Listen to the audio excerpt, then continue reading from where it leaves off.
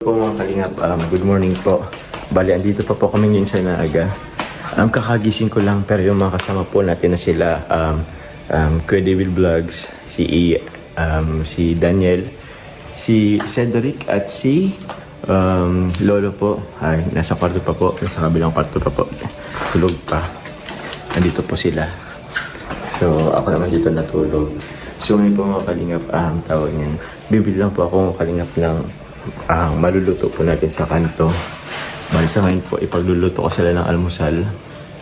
Yung basic lang na lutuin, yun yung alam ko lang. So, tapos mga kalingap, palengke po muna tayo.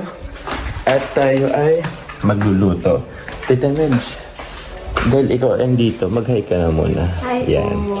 Kasi Tita Meds, magluluto ako ng almusal para sa ating bisita. So, hindi ako magpapatulong. So, babay po muna. Punta po muna kami. Ako lang pala.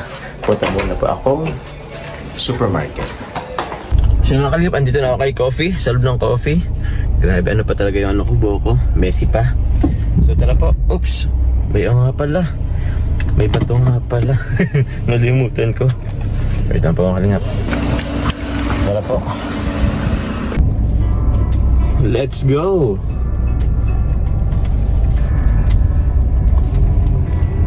Okay. So, good morning po mga kalingap. Pupunta lang po ako ng satellite market po dito sa labasan namin sa kanto. So, siguro wala lang. Bibili lang ako ng prito-prito pang breakfast po. Siyempre, pagluluto ko muna sila. Kasi bisita natin. Bago po kami bumalik ng diet.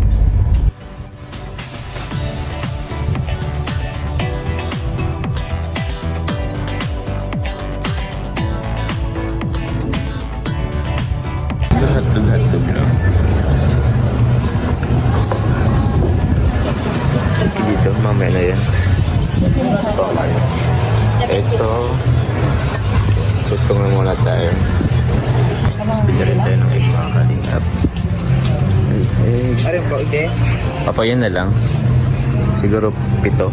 Ito. Papa.